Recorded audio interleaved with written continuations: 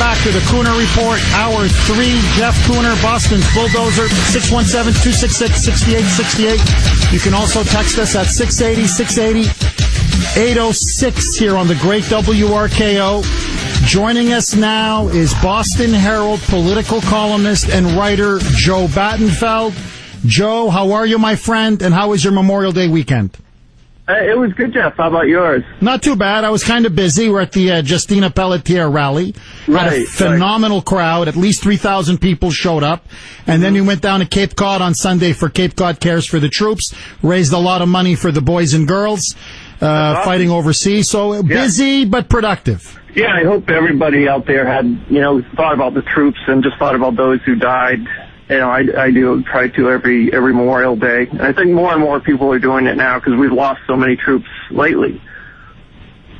Yeah, no, I got to tell you, honestly, when you were just in Cape Cod, they were talking about how many of their young boys died in Iraq and Afghanistan. It just brought tears to my eyes. And, because of this VA scandal that we've had at the hospitals, it's become, people are more aware of the fact that there are thousands and thousands of injured men and women coming back from the wars too. There's not really enough good care to take care of them. So, Joe, let me ask you about a story now that's making the rounds here locally in Mass. Yeah. Yep. Apparently now, House Speaker Bob DeLeo is set to introduce his long-awaited gun control bill, which he says is in response to the 2012 massacre that took place at Sandy Hook in Newtown, Connecticut. What are you hearing from your sources, Joe? 2 years after that, of course, the Sandy Hook, they had a big gun task force. I don't know if you remember. That was basically appointed by the Speaker. So you pretty much know what's going to happen here, that, DeLeo appoints the task force. Task force comes back with recommendations, and DeLeo says, oh, these are good ideas, and we are going to put them into law. So I think there's going to be a big push for more gun control legislation in the State House. They don't have as much to do up there, apparently. So they're going to be, I wouldn't be surprised if it goes through at least the House very quickly. Because they're basically what it's going to be is it's going to make it much tougher to buy guns at gun shops, at gun shows. So you're going to have a special permit for that and a background check if you want to buy at a gun show. Massachusetts already has pretty strict gun control laws, as you know. I think the last major one was about 10 or 12 years ago. But police chiefs will also have more power to stop you from buying a gun and do a background check and use discretion to deny you a gun. So there's going to be more sharing of records. So it's basically going to be make it a lot tougher to buy a gun and require a lot more background checks before you're allowed to buy a gun and permits. And I'm surprised we haven't heard more calls for this in the wake of the shooting at Santa Barbara. Because, nationally that's gotten a lot of attention, calls for more gun control, even though 3 of the victims were stabbed to death. I haven't seen too many calls for knife control legislation, but I guarantee when they unveil this gun control law this week at the State House, there's going to be people who are talking about Santa Barbara. So I think it's definitely going to be heating up at the State House. That's going to be both opponents and supporters of this law are going to be up there trying to pass it. I guarantee it's going to be a big issue. Joe, I'm just curious. A couple of questions. Number one, we already have, as you pointed out, some of the strictest gun control laws in the entire nation. Is there some kind of a groundswell now for even more gun control laws? And actually, not only that, but we have less hunters, I think, and people wanting to buy guns than we do in almost every state in the country. We don't have a lot, compared to other states, we don't have a lot of hunters and people trying to buy guns. So and this, of course, what happened in California has, nothing to do with Massachusetts, really, but I bet people will be citing that, and there is no big hue and cry for gun control legislation. The Sandy Hook killing massacre was 2 years ago. So, in Newtown. So it's going to be, obviously 2 years later, they're finally introducing this, and there hasn't been a big hue and cry, but I'm sure there's going to be now because of what happened in California. This is today, by the way, at the State House where it's being introduced. But the speaker's people claim he's been talking about gun control for a long time. He appointed this task force, but it's been a while. You're right. But I still think it's gonna. If DeLeo wants it to happen, it's probably gonna happen. Now, and you anticipated my second question, which is, how is it our business what happens in Connecticut? It's not as if the massacre at Sandy Hook occurred in Massachusetts. Okay, then I understand the need for a debate. Mm-hmm. But this happened in Connecticut. So what does this have to do with Massachusetts? In other words, Joe, my question to you is this. Why is Bob DeLeo doing this? What's the ultimate goal? What's the ultimate objective? What's the reason? Well, he's a Democratic liberal, and he wants to put through his agenda. I don't know what political agenda he has, but he's obviously, they appointed this task force. Obviously, it was a big issue in 2012 when the massacre happened, and there was a lot of states that were saying we need stricter laws, especially at schools, to prevent shooting at schools. But that was 2 years ago, and like I said, just because he appointed this task force and made a big deal about it at the time, I think he has to follow through with it now. I don't think there's any particular reason except that things might be slow at the State House, and he has to have a big issue for him. Everyone in the State House needs a big issue. They're all running for re-election, so they can say, we passed tougher gun control laws, especially the people that, in those districts where people support stricter gun control laws. So it's an election year thing, and I think also it's just feels he has to follow through with it because he made it a big deal and appointed this task force. But I don't hear any big hue and cry out there for stricter gun laws. I haven't, except that this shooting in California may reignite that a bit now. Joe, one final question. Do you think this is going to, my sense is it's probably going to pass the State House. Mm-hmm. Do you think it's going to pass the Senate? Do you think it has the votes to go through the Senate? I mean, the Senate, there are hardly any Republicans at all. But there are more senators, I think, that because the Senate districts are bigger, that have more gun owners, gun supporters, legal gun supporters in their districts. So it might be a little tougher in the Senate just because of that, but it's still all Democrats, and the governor is going to sign it. So there's really nothing to stop it. I do think DeLeo, though, has a bit of sense in that he's not going to go too far with this. He's gonna make some stricter legislation. He's going to propose stricter legislation as far as gun shows and background checks and that kind of thing. But I don't think he's going to go as far as some people want, which is there's been a bunch of proposals out there to basically, anybody who has a gun has to go through background checks and all kinds of things to get a gun. Basically, it'd be very difficult to even buy a gun, and you have to carry like an ID card around with you if you buy one. So there's been a lot of stricter proposals. I don't think DeLeo is going to go for those. What about limiting the size of ammunition cartridges? Yeah, I mean, they already did. I thought they did that in the gun control legislation they passed 10 or 12 years ago. I think it's 10, right? Isn't that the number is 10? What, the cartridges? Yeah. And but they banned semi-automatic assault weapons and magazines with more than 10 rounds of ammunition. I haven't heard anybody go lower than that. I can't imagine they would go lower than that. That's pretty low already. Oh, they can. I mean, they could if they want. Joe, they could go down to 6. They could go down to 3. Hell, just go down to 1. Yeah, just single shooters, right? We'll go back to like the days of the Wild West. No, I don't think they're going to probably go down to less than 10, but you never know.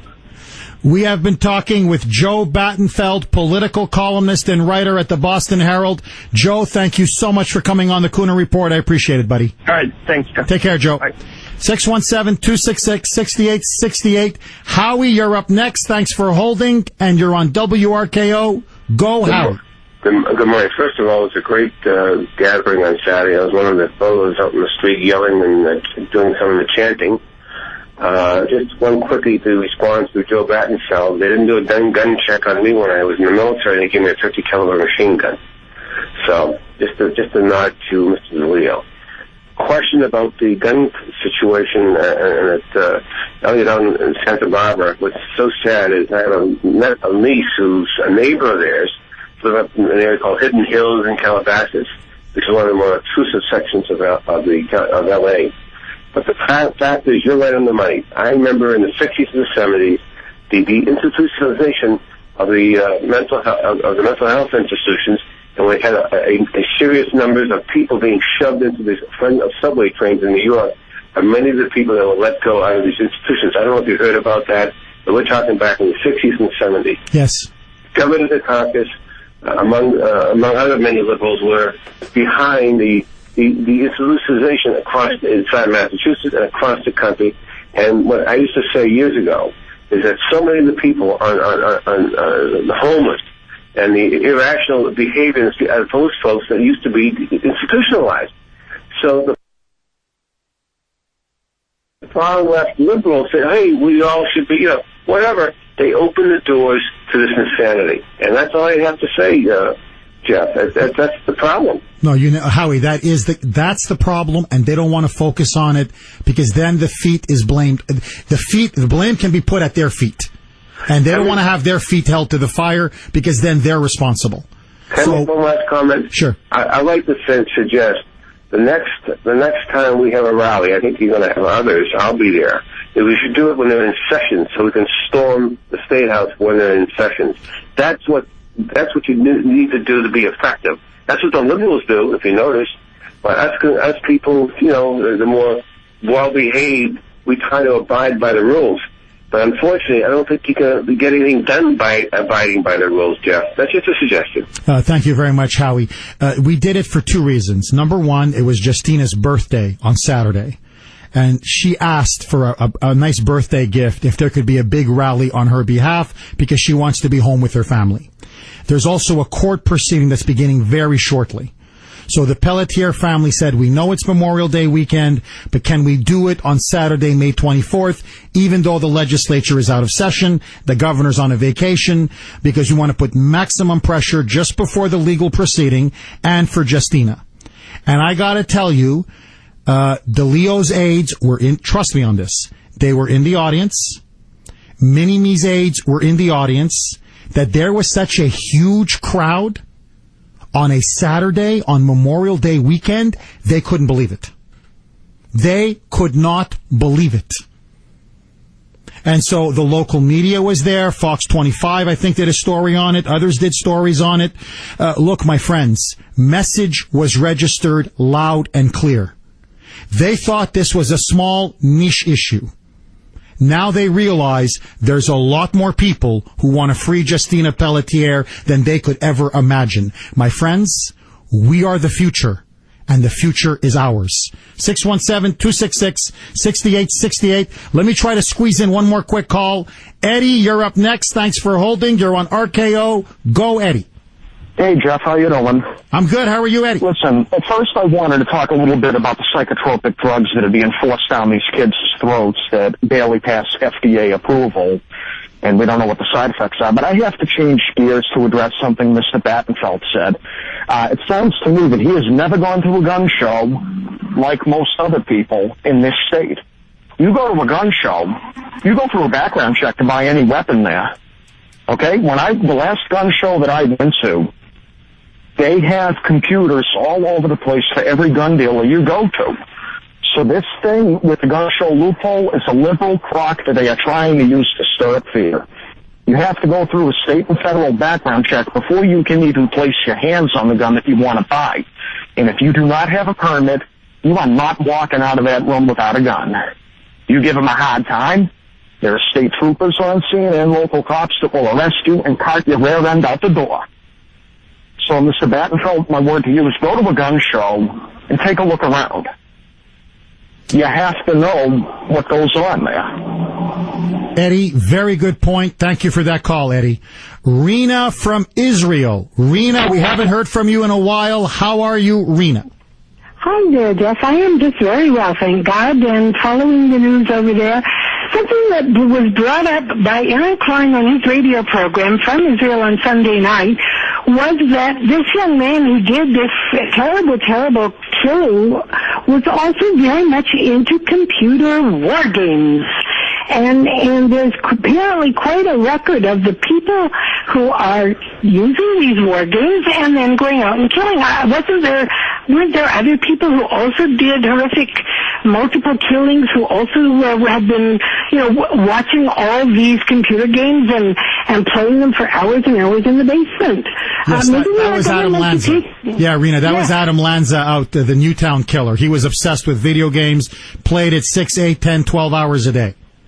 Well, apparently this guy, everything that he was doing, he was modeling himself, according to the program that I heard the other day, on this particular hard character that's in one of these war games. And I don't know why nobody does anything about outlawing the computer war games that all these kids are playing. I think they're probably more to blame for anything than the guns. Rena, I'm just curious. You're a citizen of Israel. You've been living in Israel for a long time. Does Israel have very strict gun control laws? Because my understanding is... Are they very strict? Very strict.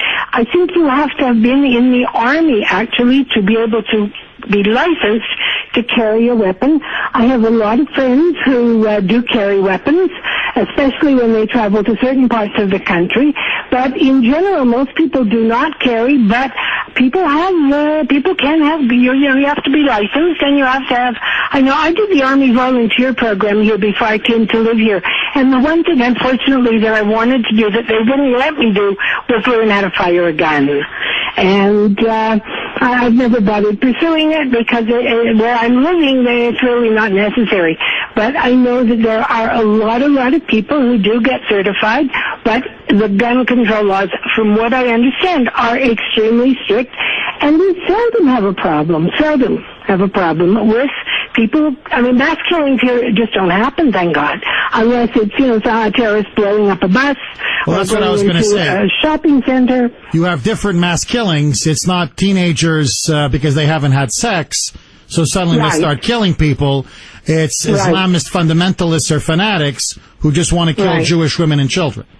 Yeah, absolutely. And the reason they want to kill the children is because they will grow up to be soldiers in our army. And that's the logic behind it. Rena, I'm up against it. I'm up against the break. I got to go. But listen, stay safe, Rena. Don't be a stranger. Call again. Take care, Jeff. Take care, Rena. Bye-bye. Cheers. 617-266-6868 is the number. Coming up next, Mark Cuban makes remarks that the left is calling racist. I don't see the racism there, but we'll discuss that. And now Melissa Harris Parry and other liberals are saying, I kid you not, NBA owners are the equivalent of slaveholders. Exercise between your ears. Feed your head. AM 680 WRKO. Welcome back to the Kuhner Report, 828 here on the great WRKO. There has been an absolute uproar, and I mean uproar, in the liberal media, in the liberal blogosphere, and even among the jock sniffers. ESPN, they've gotten themselves all whipped up in a frenzy. No, it's not Donald Sterling. In the wake of Donald Sterling, Mark Cuban, the owner of the Dallas Mavericks, who personally, I'll be honest with you, I don't really care for his politics or much of his antics. I honestly think the guy's a bit of a jerk, but let that go. He went to some kind of a business conference where then he was asked by people there about his views on the whole Donald Sterling controversy. Should he be stripped of the team? Do you think they should be fined more, or was the punishment adequate? Yada, yada, yada. And so Mark Cuban just began having a discussion on racism and race in America. And let me tell you exactly what he said. And for some reason, this has now been blown so out of proportion that literally they're trying to turn this guy into the second coming of the KKK. And what he essentially said was this, that he believes all of us deep down are probably racist. and that he struggles sometimes, that he has racist thoughts or certain prejudices, but that his father taught him to always judge people by the content of their character and not by their religion or color of their skin or creed. And so he makes sure that he educates himself, that he filters his thoughts, and that he treats people as fairly and decently as he can.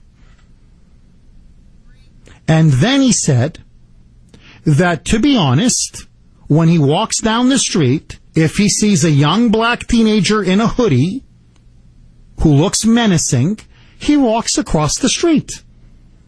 And if he sees a young white teenager, big teenager, with a swastika or tattoos who looks menacing, he also walks across the street. And from this, he has now been called a bigot, a racist, a KKK light, a junior member of the Ku Klux Klan. He has now even been compared, I swear to you, to a slaveholder exploiting black basketball players. Melissa Harris Perry, MSNBC left-wing commentator, in fact, is now comparing all white NBA owners to slaveholders.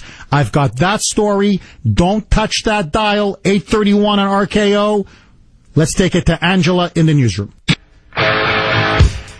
837 here on the great WRKO, 617-266-6868. Jeff Kuhner, Boston's bulldozer, cleaning up the liberal bull, and this is a motherlode. So, as I was saying just before the break, Mark Cuban, owner of the Dallas Mavericks, NBA owner, was at a conference, something like that, maybe a week ago, whenever it was, and they honestly asked him his views on race. Now, remember Eric with Holder? We're a nation of cowards. We don't want to have an honest discussion on race. So they asked Mark Cuban, look, what are your thoughts and views on race? This whole Donald Sterling controversy. You ask, I'll give you an answer. And so Mark Cuban says, look, I think deep down all of us are racist. Now, I've had some prejudicial thoughts, but I filter them.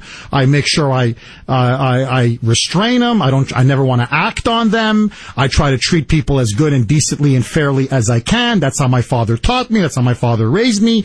I never want to judge people based on their skin color or creed or religion. And then he gave another very honest answer, which is when I'm walking down, he goes, I'll be honest with you. When I'm walking down the street and I see a tall black kid, teenager, wearing a hoodie, looking menacing, I cross the street. He goes, I do the same thing when I see a white kid menacing with tattoos, a swastika, whatever, a neo-Nazi type kid. I walk across, a skinhead, I walk across the street. In other words, I use judgment. I listen to my survival instincts. When my sixth sense tells me, something about this doesn't look right, better safe than sorry. And for this, he is being excoriated. For this, they're raking him over the coals. For this, I kid you not, the Huffington Puffington Post, the Daily Kos, MS Left BC, liberal blog after liberal blog. Suddenly now, this guy's the grand wizard of the KKK. And so Melissa Harris Perry, remember, she's the one that made fun of Mitt Romney for having a black grandchild, an adopted black grandchild. The same one, the race baiter in chief. There's Melissa Harris Perry, I swear to you, over the weekend on MS Left BC saying, oh, Mark Cuban, he's like all these other NBA owners. They're slaveholders. They're like these old slaveholders, making profit over the labor and bodies of black men. Roll it, Brittany. You can't really talk about reparations and ignore the modern-day wealthy Americans who own teams made up predominantly of black men and profit from their bodies and labor. Don Sterling, Mark Cuban, and the NBA when we return. But it was the outspoken Mark Cuban, the owner of the Dallas Mavericks, who sounded a note of caution. While Cuban called Sterling's remarks abhorrent, He warned that a blanket call for the NBA to kick Sterling out of the league for something he said in private was a, quote, very, very slippery slope. In interviews published this week by Inc. magazine, Cuban waded even deeper into the complicated discourse on race in this country. I know I'm prejudiced. I know I'm bigoted in a lot of different ways. You know, and I've said this before. If I see a black kid in a hoodie at night on the other side of the street, I'm probably on the same side of the street. I'm probably going to walk to the other side of the street. If I see a white guy with a shaved head and lots of tattoos, I'm going back to the other side of the street. All right, so let's review the whole story. Wealthy owners, check. Profit made from the sale of black bodies, check. Racial angst, check. It's disgusting. All right, so let's review the whole story. Wealthy owners, check. Profit made from the sale of black bodies, check. Racial angst, check. This is disgusting. I mean, this is disgusting. This is the kind of stuff I saw in the Balkans in the 1990s. This is the kind of stuff you heard in Rwanda before the killing began. The slaughter between the Hutus and the Tutsis. This is seriously depraved stuff. You want to talk about race baiting and fear mongering at its absolute worst. I'm talking about now we're getting seriously in the gutter. This is it. So now, I want you to think about this. Now, professional NBA basketball players who happen to be black are now slaves? And NBA owners like Mark Cuban are now slaveholders? Are you kidding me? Forgive me. Are you freaking kidding me? Have you libs descended this low? Are you so desperate to play this race card, to keep this a puppet president in power, that now you're going to tell me, I want you to think about this, okay? The highest paid, on average, the highest paid professional athletes, more than football, more than hockey, more than baseball, more than boxing, more than tennis, I could run down the whole list, are NBA players. Do you know how much they make on average a year? $5.15 million. Over $5 million a year. The average playing time in a career? 5 years. The average NBA, I'm talking the average, not the elites. Those guys are making $15, $20, $25 million a year. Many of them are making over $100, $150 million in their career. That's just in salary, never mind endorsements. $25 million is the average amount that an NBA player makes in his career. For what? With all due respect, I know it's a skilled game. For dribbling a ball and putting it in a basket? And from this, they're now slaves? So here's my question to the libs. Here's my question to Melissa Harris Perry, okay? To all the progressives out there. Tell me, how is it that they're picking cotton? What resembles most the picking of the cotton in the field? Is it the fact that they're paid $5 to $10, $15 million a year? Is that it? Is it the flying around on a private jet? Is it the fact that they wear $3,000 suits with thousands, if not tens of thousands of dollars of jewelry on their body? Is that what makes them close to picking cotton? Could it be the nightclubbing? Could it be the partying? Could it be the mansions? Could it be the multiple sports cars? You tell me, where is it that I see that they're picking cotton? Oh, I get it. When they're sweating on the court and bending over to dribble the little ball. Oh, well, they bent over to pick cotton. They sweated when they picked cotton. Oh, I get it now.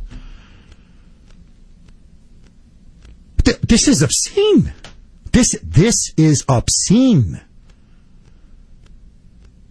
So now, professional basketball players who make $5, $7, $10, $12, $15 million a year flying around in a private jet, playing, forgive me, a game. A lousy game. They're not doctors. They're not nurses. They're not police officers. They're not firemen. They're not military personnel. They're not construction workers. They're not truck drivers. They're not people who actually make things or save people or put their lives on the line.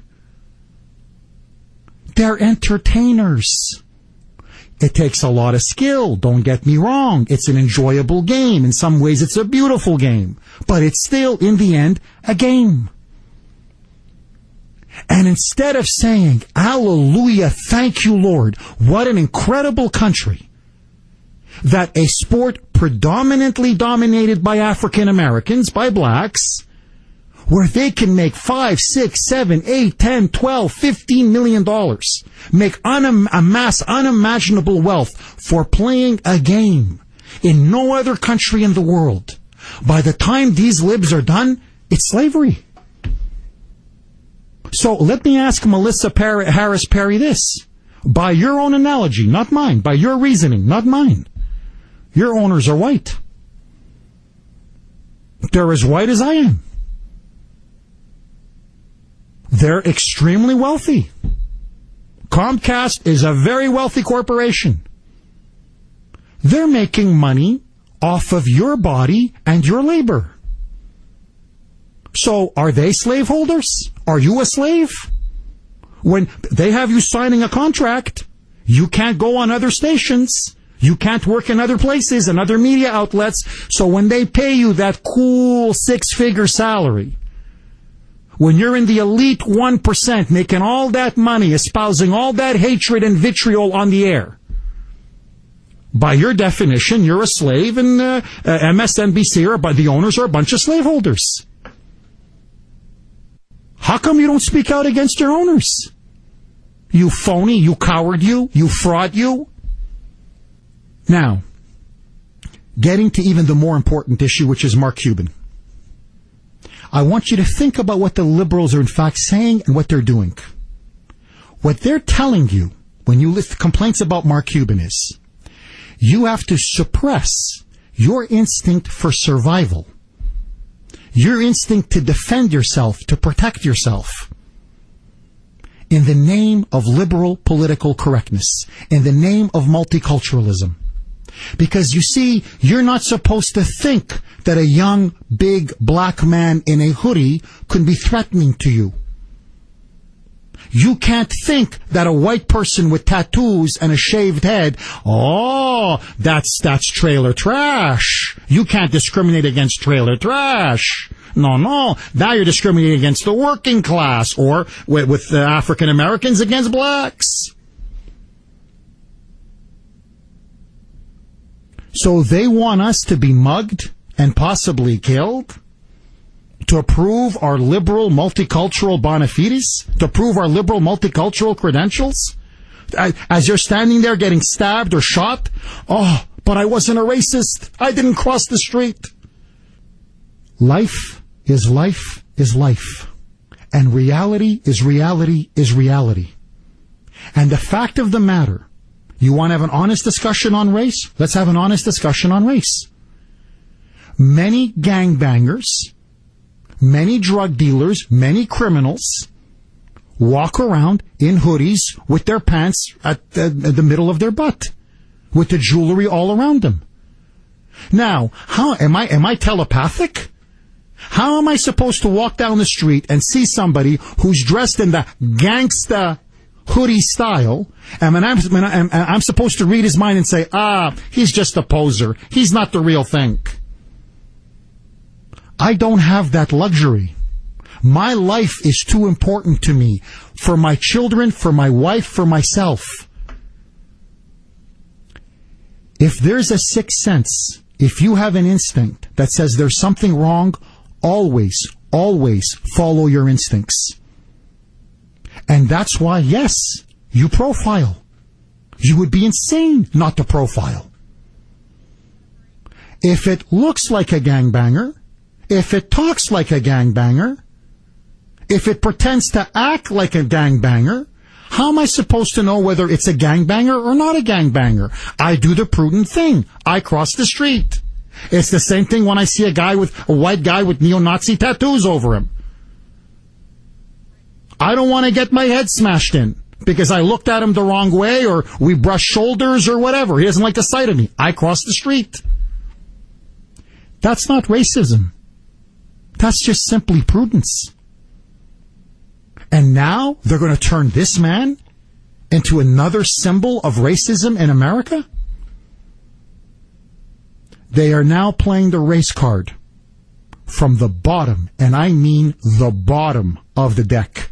617-266-6868 is the number. Let me ask all of you this double-barrel question. Were Mark Cuban's comments, in your view, racist?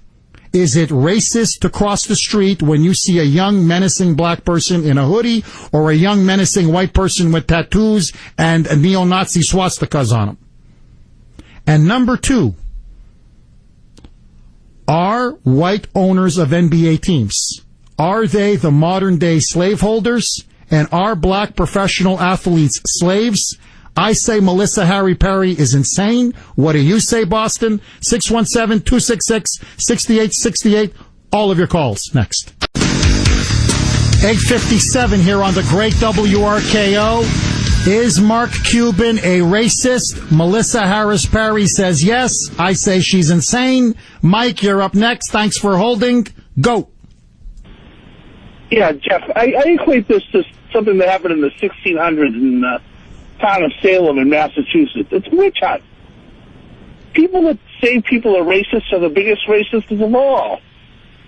You know, they point their finger at somebody like Mark Cuban, but if they're an African American and they're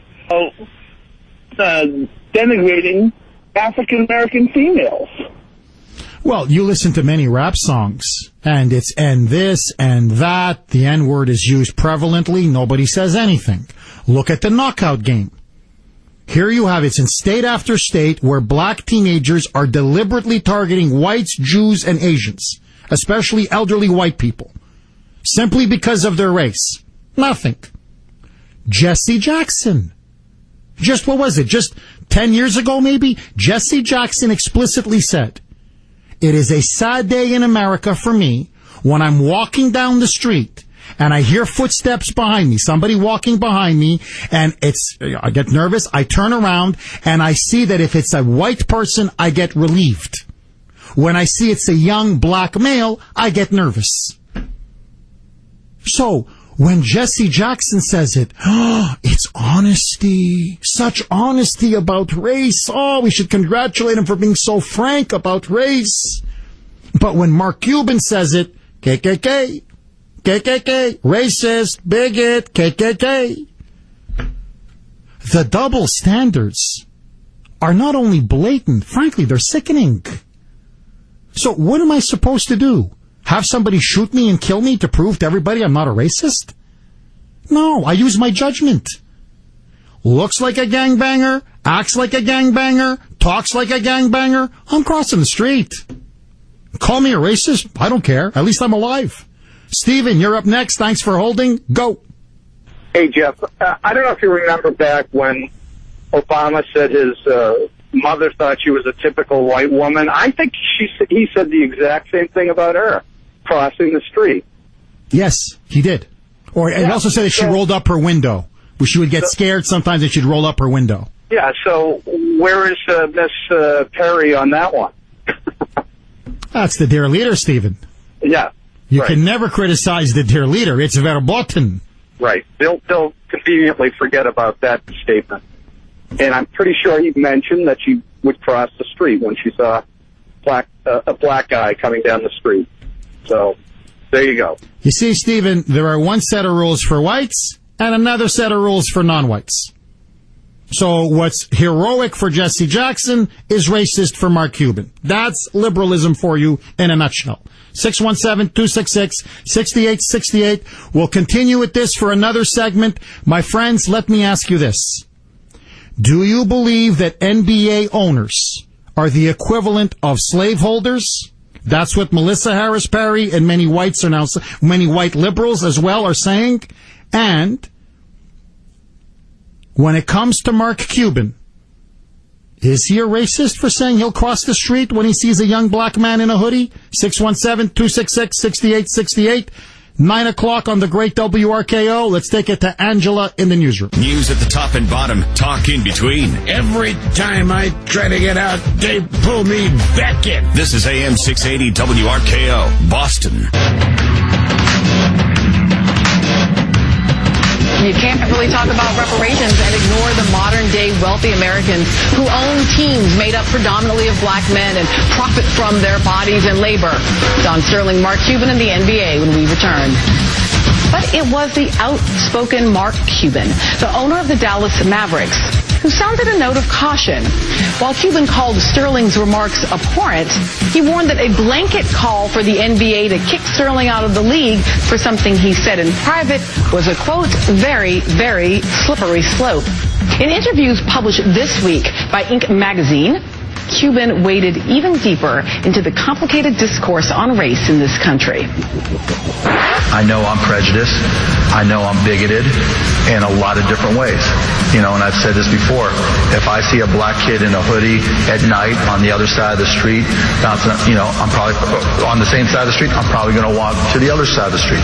If I see a white guy with a shaved head and lots of tattoos, I'm going back to the other side of the street.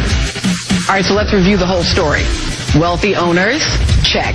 Profit made from the sale of black bodies? Check. Racial angst? Check. Race baiter? Check. Stupid? Check. A hypocrite? Check. That's Melissa Harris Perry. Hour 4 of the Kuhner Report, 9:07 here on the great WRKO, 617-266-6868 is the number. It's amazing. Everybody says, going right up to Attorney General Eric Witholder, they want an honest discussion on race. And when you give them an honest discussion on race, everybody begins to call you a racist. It's like, damned if you do, damned if you don't. If you don't talk about race, you're a nation of cowards. If you talk about race, bigot, KKK. So my question to Melissa Harris Perry and all these critics now, and there are now a legion of them on Mark Cuban. The left is now, they've set their sights on this guy. They're out to destroy this guy. For what? Because he said, when I walk down the street, I see a young black kid, whatever, with a hoodie that looks menacing, I walk across the street. Or when I see a young white kid with tattoos and a neo-Nazi insignia on him, I cross the street. And now for that, now you're a racist? In other words, things that are obviously not racist are now racist. You can now tell with the left what it is behind all of this. Trust me when I tell you this. It's Obama. It's the dear leader. Because now any criticisms of anybody who happens to be black is now suddenly racist. The Soviets tried to create the new Soviet man. What you're seeing now by the liberal left in this country is almost like the new Obama man. It is the new liberal man. And in this new liberal man, the evil people, the bad guys, are the rich, who happen to be white and conservative, and the good people, the heroes, all of whom are victims and heroes, are minorities, blacks, Latinos, gays, lesbians, environmentalists. They have their list. And that's how they want to view the entire world. It's through the lens of race. And it's disgusting. So, and the text lines are absolutely pouring in. I want to read a couple of them to you because they're very, very good. This is from 978. Actually, let me go with 617 first. This is from 617. Jeff, my daughter, we are white, was approached by a white man who looked and acted suspicious. Her gut told her something was not right, and she quickly got away from him and reported it to the local police. It doesn't matter the color or ethnic background of the person. You make a judgment on how the person is acting. End of story. Bingo, 617. Here's another one. This is from 978. This is a really, really good text. Jeff, I flew into LAX. Got into a friend's car. We got lost while driving. In Los Angeles. Ay. We ended up in South Central. Oh, my God. Black cop pulled us over because we were all white and said to get out of this area if you want to stay alive. He said the black gangs would kill us just because we are white. I know. That's what nobody talks about, is the prevalent racism among many blacks and African Americans. I mean, if I was there, I said, please, can I have a police escort? Get me out of here. But nobody wants to talk about that. You see, only whites are racist. What? So other minority, whatever, blacks or Hispanics or Asians, or what? Nobody's born with original sin anymore. Only whites? Nobody else is capable of racism except whites?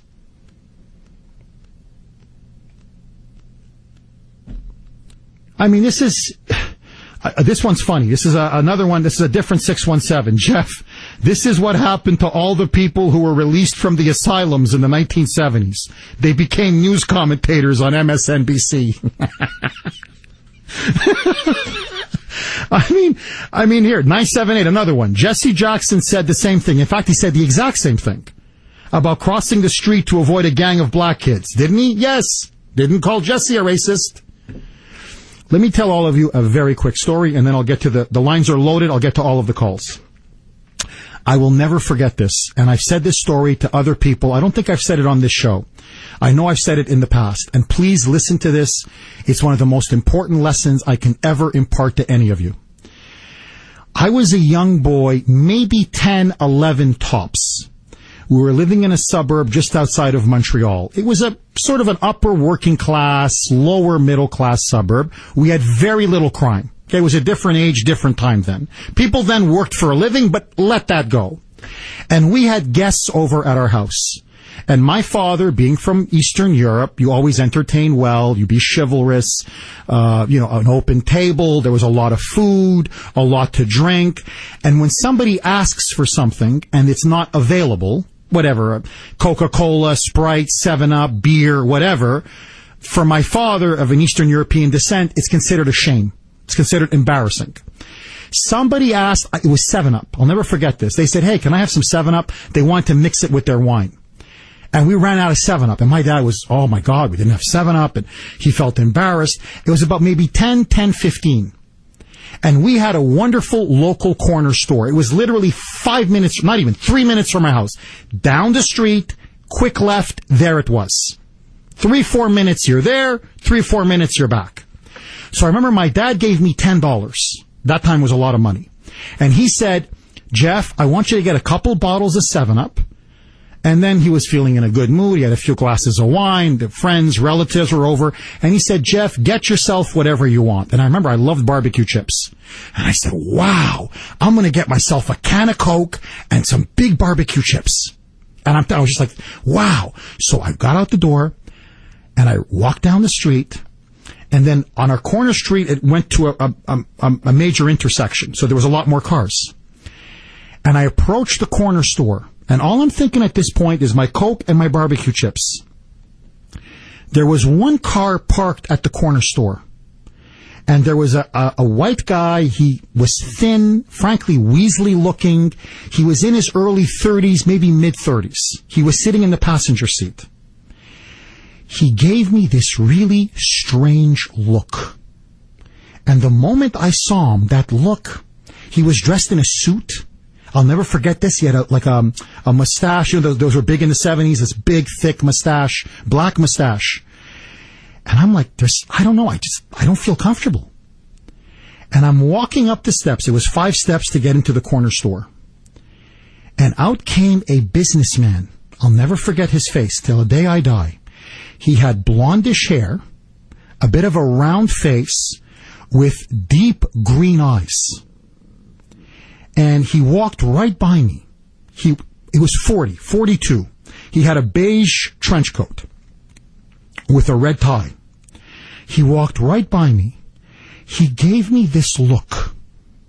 And as I walked by him, all of my nerves in my body, God is my witness, began to tingle.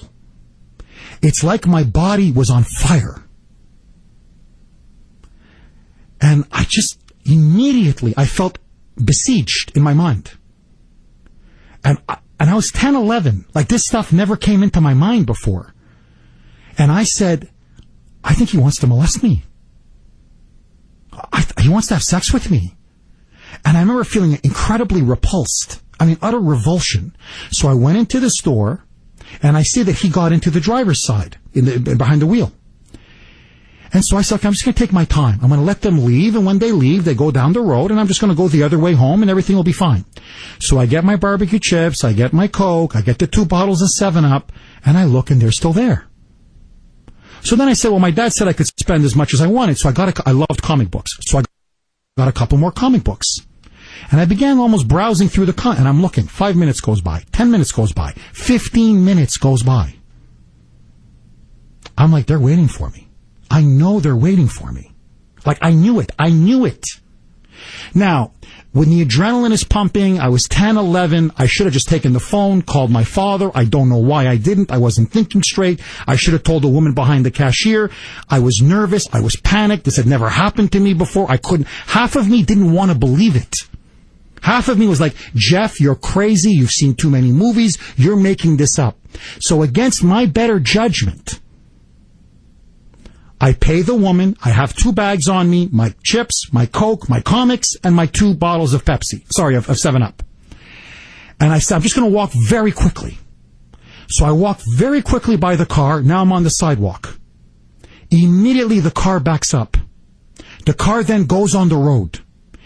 It goes very quickly for a couple seconds. It approaches me, and then it stops, and they roll down the window, and the Weasley guy with the mustache opens the door. I dropped my bottles. I dropped everything. I turned around, and I bolted right around the corner. There was a path, and I ran home through this path, this local path, straight home. They couldn't turn the car back because it was a one-way road and there was a lot of traffic, so cars were coming behind them. If I had kept walking, God is my witness, for another 5 to 10 seconds, had my senses not alerted me to what those 2 monsters, those pedophiles are up to, they would have kidnapped me. They would have thrown me in the back of that car. They probably would have raped me, molested me, and I probably would never have seen my parents again. I would have been killed. From that moment on, I remember I came home, I complained to my father, my mother was crying, my mother started yelling at my father in front of everybody. Why'd you send him to the corner store so late? What is wrong with you? Then a whole discussion ensued. One guy says he's having his son take karate, yada, yada, yada. The world's changing. The streets aren't safe anymore. Anyway, then it was like a whole evening was made out of it. But from that moment on, I told myself, I don't care what anybody tells you. I don't care what some media personality tells me, what some liberal tells me, what some professor tells me, what some politician tells me. You are your best judge. And when something is not right, even if it's irrational, even if it doesn't make sense, if your gut tells you something is wrong, act on your instincts. Because 99.99% of the time, they're right. And even if they're wrong, who cares? You just crossed the street. You just turned back. You just called your father from a corner store. Whatever the incident is, big deal. People may laugh at you, but at least you're alive. And thank the Lord I listened to my instincts, because Jeff Kuhner wouldn't be here today. 617-266-6868. Lines are blazing. Bill, you're up next. Thanks for holding. Go. Hello, good morning, Jeff. I'm with you on that. I'm a big believer in trusting your instincts. I think that is so much more important than what trying to be politically correct in the moment. I tell my children, if you perceive some sort of a threat, it doesn't have to be so automatic, so overt. If you think something's wrong, trust your instincts. I think Mark Cuban's kind of brave for saying what everybody already knows. The funny thing is that the world has changed. I'm going to take it back to the voting booth. When I first was voting, my father told me that if you don't know who to vote for, if you're looking at 4 names and you don't feel strongly about any of them, vote for the Irish guy. And when my 20-year-old daughter was voting, I told her the same thing, and she looked at me and said, that's racist. I disagree. I don't think it is racist. I think our children have become hypersensitized to what is racist. Basically, what your father was telling you is this. If you've got 4 candidates, and basically all of them are bad, well, at least, you're Irish, your family is Irish, so at least then you'll advance the cause of your own ethnic group. In other words, at least there's some ethnic self-interest, and maybe down the road, because whether it be St. Patrick's Day or whatever, that will come around to help the family. To me, that's not racist. They used to call it taking care of your own. Yeah, exactly. No, I'm with you. I'm with you on that, Bill. And thank you for that call. No, what I find chilling is your comment, which is dead on, which is Mark Cuban is brave for saying what he said. It's brave to speak the truth about race in America? It's what everybody's thinking. It's what everybody thinks, but now suddenly we're afraid to say. Why? There's no racist intent. There's no racist animus. There's no racist motivation. The fact of the matter is, look, I'm sorry. This is a problem in the African American community. There are many reasons. I blame the welfare state and the breakdown of the family, but let that go. We can disagree on the reasons. The fact of the matter is, certain groups have a disproportionate amount of crime. Now, I'm sorry, but why don't black leaders, why doesn't Melissa Harris Perry speak out against rap and hip-hop and all these people that glamorize murder and gangbangers and rape? Because you have a lot of young people today who aren't gangbangers, but who act like gangbangers. They dress like gangbangers. They mimic the words and the behavior and the dress code of gangbangers. So, when I'm walking down the street, what am I, telepathic? How the hell do I know whether you're the real thing or not?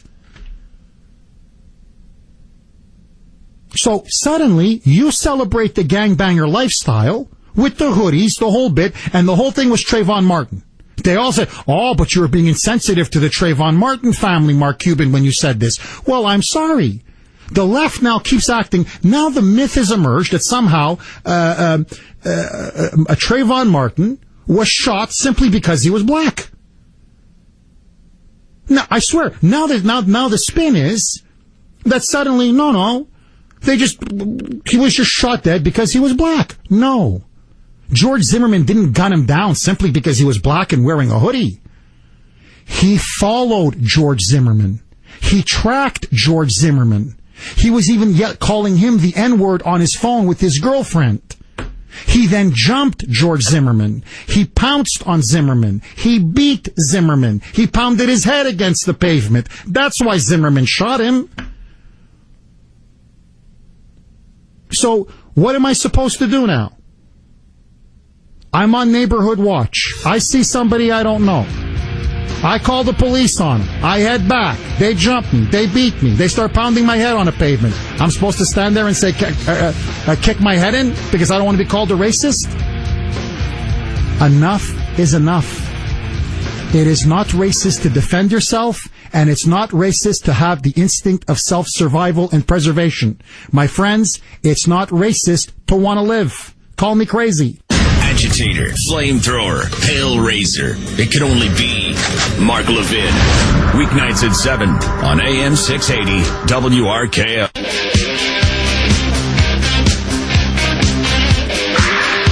.927 on the great WRKO. Patty, you're up next. Thanks for holding and welcome. Hey, Jeff, how you doing? I'm good. How are you, Patty? Good, I'm good. I should say first that I'm a conservative and a business owner. And I'm concerned that you're bringing the situation into slavery, the basketball situation. It just doesn't ring well with me because there are white basketball players, obviously. So and I know there's the ownership thing, but to be so harsh as slavery, it just makes my stomach turn. Every business owner makes money from their employees. So I have white employees, black employees, Asians, all types of employees, and I make money from there. work. So I just wanted to point that out. And I just don't think it's a good thing to keep that in the conversation. That's my opinion. Well, no, thank you. And you're completely right, Patty. Look, I don't know how it's scary. It's frightening, and frankly, it's despicable. No one's going to tell me that a professional basketball player making $5, $10, $15, $20 million a year is a slave. It's obscene. Yeah. Instead, they should be on their hands and knees thanking the good Lord they were born in this country that they can make this kind of money. So, look, enough is enough. No, really, enough with this slavery garbage and this racism garbage. Now, look, to Melissa Harris Perry, to all the race hustlers out there, if you don't like America, if you don't like the $10, $15, $20 million you make playing basketball, Melissa Harris Perry, if you don't like the six-figure income that you make for basically being a left-wing lunatic, leave. I mean, really, honestly, leave. Because you're turning this country into a giant mental asylum. 617-266-6868. I've said it before and I'll say it again. As Dr. Michael Savage put it, liberalism is a mental disorder. And they're proving it every day. Coming up next, Obama and the White House. Out our top CIA agent in Afghanistan. Remember Valerie Plame? Well, this, my friends, is much worse. And guess what? Are the libs blaming the dear leader? No, no, no, no. That story next. Don't touch that dial. 9:38 here on the great WRKO, 617-266-6868. Jeff Kuhner, Boston's bulldozer. I want to give a special shout out to Jesse and Marcy, two wonderful young kids. They showed up at the rally to free Justina Pelletier. Grace and I met with them afterwards and their lovely parents. And Grace stressed to both Jesse and Marcy the importance of always defending and speaking out when it comes to your rights. Never let the government trample your rights. Jesse and Marcy, thank you so much for showing up. It is kids like you, children like you, that are the future. And may God bless you and your wonderful parents. 617-266-6868. Well, now the shoe is on the other foot, my friends. If you remember, for much of the Bush years, all we kept hearing from the liberal left and their drones in the media was Valerie Plame, Valerie Plame, Valerie Plame. And how dare a CIA operative be outed? And in fact, the left was so upset, they were so angry, they were so rabid about the issue, that they said they wanted Dick Cheney to be impeached. They wanted George Bush to be impeached. They said this was treason. Now, this was just a woman who basically sat at a desk at her office at Langley in Virginia. She wasn't some senior CIA operative, but they said just the fact that she was outed constituted a breach of national security and an utter disregard for our agents in the field, and that this was a high crime and misdemeanor. That was the argument made by the left for years. Fast forward now to this weekend. The dear leader this time took a trip to Afghanistan to meet our troops in Afghanistan. Frankly, honestly, I don't know why, because they're leaving by the end of the year with no victory, with their tail between their legs. Essentially now the Taliban and Al-Qaeda have won the war, thanks to the dear leader and his failed policies, but let that go. So the dear leader is suddenly there, and they release an email. And in this email that went to over 6,000 recipients, most of them in the media, they released the names of a group of individuals who were with their titles and what they do, who were scheduled to meet with the dear leader and other White House officials. And guess who was on that list that the White House released to the media? None other than the CIA's top spy, the chief of station, their top person, the CIA's top guy in Afghanistan, headquartered in Kabul. And so I won't repeat the name. There was the name with his title, CIA station chief. They outed him. Obviously, it was accidental, but they outed him. And in fact, they were so sloppy and so incompetent and so irresponsible that, in fact, it was a reporter at the Washington Post, their longtime correspondent who does a lot of their foreign affairs work, Scott Wilson, who actually was looking at the list and said, well, there's got to be a mistake here. Hold on. They've just named the guy. They just named their station chief. They just named their top spy and top CIA agent in Afghanistan. And so he called up the White House and said, are you aware of this? And they admitted to him on the phone, no, this is the first I heard of it. And so then the White House resent the list again, but this time with this person's name and title redacted. The problem is the damage has already been done. The name is out there. Who the person is out there. Al-Qaeda knows it.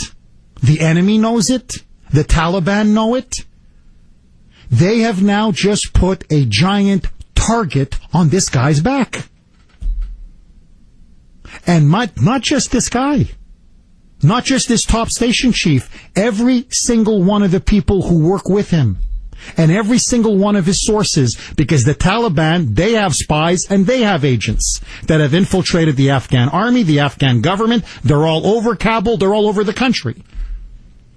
So everybody who this person has been connected with, his quote, sources, has now been jeopardized because of this public outing and exposure, this reckless, irresponsible action by the White House. It's exactly the same as what happened to Navy SEAL Team 6. When Joe Biden, the buffoon, to take credit for the assassination of Osama bin Laden, had to brag that it was Navy SEAL Team 6, which was a secret covert operation, and by doing so, put a massive target on the back of everyone who participated in that raid and in that campaign. And one by one, they have been hunted down and killed, including that terrible firefight that occurred where I believe they were set up, where over 17 Navy SEALs in one battle alone were shot down from their Chinook helicopter. But again, let that go. And instead of taking responsibility for this, instead of saying, my God, did we blow it? The dear leader, being the dear leader, what do you think the dear leader came out and said? What do you think his officials came out and said? It's not the dear leader's fault. It's not the White House's fault. Who did they blame? The military. Notice the dear leader always passes the buck. The economy is not his fault. The border is not his fault. Iraq isn't his fault. Afghanistan isn't his fault. Ukraine isn't his fault. Iran isn't his fault. Nothing is this guy's fault. Obamacare, not his fault. The NSA, not his fault. The IRS scandal, not his fault. Every time a scandal emerges, whether it be an abuse of power or incompetence, I don't know. I get this call from the Washington Post, and I don't know. You mean we actually divulged the name of our top CIA person in Afghanistan? I'm going to get to the bottom of this, and I'm going to hold the military account. Don't go after my people. Oh, this is the White House's problem. This is not the White House's problem. This is the military's problem. I'm going to talk to those military people. They sent us the list. Doesn't anybody double check anything? Just because the military allegedly sent you the list, would it kill you guys to, give it a quick check? Okay. Who should be there, who shouldn't be there. Oh, hold on. What's this? Why are we naming the station chief? Why the top agent? Why are we doing that? We're just putting this person's life in jeopardy and everybody who's working with him. Instead, like a bunch of college sophomores, they get it, they say, and they just released it. And instead of taking credit, Instead of taking the blame and being held accountable and saying, my bad, we blew it, let's fix it. What's his first instinct? Blame others, blame others, blame others. It's getting to the point. I mean, literally, we have a buffoon in the White House. After a certain point, how many mistakes can you keep making? How many times is nothing your fault? How many times are you always finding out about something when it's from the press or the media? And the deeper point, and the fundamental point. For years, the liberals and progressives, both in the Democratic Party and in the elite media, went after George Bush over Valerie Plame. It was a witch hunt. Scooter Libby ended up going to, Scooter Libby was indicted and eventually found guilty. And for a while, they sent him to prison. They wanted others to go to prison. They wanted the president to be impeached over it. Now, all of a sudden, forget some a woman who's warming a chair at an office in Langley, a mid-level mediocre apparatchik. This is our top spy in Afghanistan. You've effectively put a bullet in his head. And God knows the people that he's helped, not just Americans, but Afghans, by outing him. Who's falling on their sword? How come the left isn't now calling for Joe Biden to be impeached? Or for the dear leader to be impeached? Or for the Secretary of State, Jean-Francois, to be impeached? Because that's what they did over Valerie Plame. When it came to Valerie Plame, all heads had to roll. But now, suddenly, when it comes to this CIA top spy, well, look, hey, it was the military, and they're to blame, and don't look at us. My friends, this is another of a long list of scandals and reckless decisions by this president that is costing this country day after day after day. My question to you is this. Should people be fired? What do you make of the outing of the top CIA spy in Afghanistan? And with these bunch of incompetents, shouldn't we bring our troops home today? 617-266-6868, 949 on the great WRKO. All of your calls next.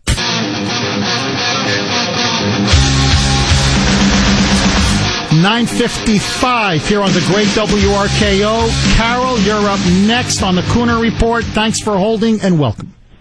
Hi, Jeff. Hey, Carol. I just wanted to say good job that you guys did on Saturday. I was with you in spirit. Oh, thank you so much, Carol. It was a great, great day. Kuhner Country came through big time. As I knew they would. But I wanted to also say that any time that the president, vice president, anyone in power puts a federal employee, albeit military, government employee, in danger, there should be a Congress select committee or investigation, and they should take the process to remove them from that position. They are risking people's lives that have signed up to do great things for this country. Bingo, Carol. What they did, what the White House did by outing that CIA agent, is they've put that person's life in mortal jeopardy, and everybody who's worked with him and all of his sources. It is despicable. It is a crime. There's no getting around it. And that's why the dear leader is desperately trying to blame the Pentagon when the buck falls at his desk. 617. Exactly. Thank you so much, Carol. 617-266-6868. You know, Harry Truman said, the buck stops with me, meaning I take responsibility for things that happen under my administration. With the dear leader, the buck stops with everybody else except him. He should put a plaque on his desk. The buck never stops with me. Josh, you're up next. Thanks for holding. You're on RKO. Go ahead, John. Hi, this is John. Hi, John. You're on the air. Hey, I'm a 66-year-old white male. I live in Marshfield, and I love getting up at 5 a.m. to take sunrise photos. This one morning, I'm down this narrow path with my iPad, And all of a sudden, I hear loud noises behind me. Here comes 4 or 5 guys, young guys, with beer bottles, and they're loud.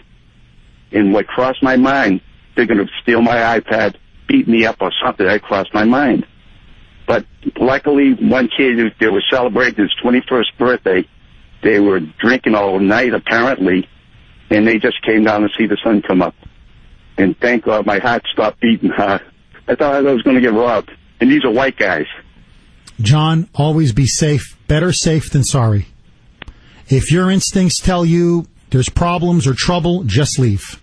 The only thing is, it was a narrow path. I couldn't go backwards down in where I was taking the sunrise photo. It was rocks below, a 50-foot drop. I had no place to go. John, thank the Lord nothing happened. God bless you, my friend. Josh, you're up next. You're on the Kuhner Report. Go, Josh. Thanks for taking my call. My pleasure, Josh. I don't understand how you can compare the Valerie Plame situation with this one. I mean, it is so dramatically different in that. No, you're right. Scooter Libby and Vice President Cheney. No, hold on, Josh. I'll answer that. No, you're right. This person. Hold on, Josh. Outed her. Josh, 1 second, you'll get a chance to talk. This person was much higher up than Valerie Plame. That's different. Not my issue. It's much more significant. But go ahead, shoot. Sure. The intent of Scooter Libby and Vice President Cheney was to out this person in order to, on a purposeful basis. If anything, this was an error, and those are two completely different situations. Actually, that's a lie. I'm telling you, that's a lie. Who was she outed by, Josh? Scooter Libby and... No, she was outed by Richard Armitage. That's a lie. She was never outed by Scooter Libby. She was never outed by Dick Cheney. It was by Richard Armitage. They went on a witch hunt to destroy these people. I gotta go. See you all tomorrow, same time, same place. News at the top and bottom. Talk in between. Wow, that's an interesting new take on this. This is AM 680 WRKO, Boston.